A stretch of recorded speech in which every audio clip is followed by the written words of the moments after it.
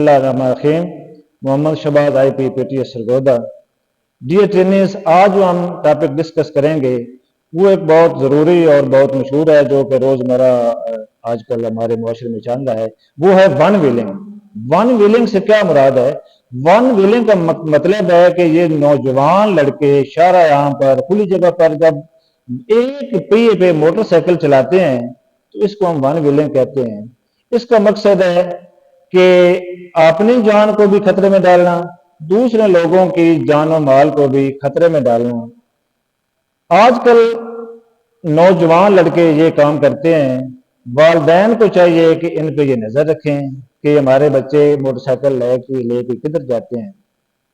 बाज़ औक़ात संगीन हादसात की सूरत में ये लड़के अपनी जान से भी आप धो बैठते हैं, जो कि नौजवान बच्चे की मौत की सूरत में वालिदैन को सारी जिंदगी के लिए ये सदमे से दो चार कर देते हैं।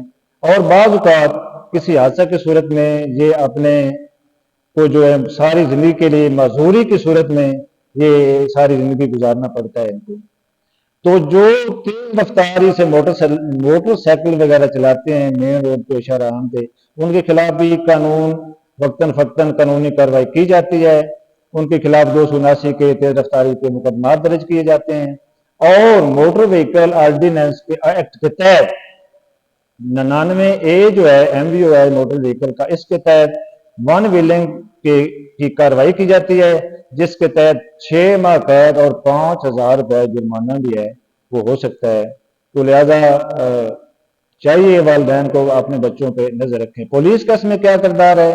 वन व्हीलिंग की रोकथाम के लिए पुलिस को चाहिए कि ये अक्सर नौजवान लड़के होते हैं जो ये मुख्तलिफ नेट कैफे होटल्स वगैरह पे बैठ के ये मीटिंग करते हैं और वहां से ये प्रोग्राम बनाते हैं।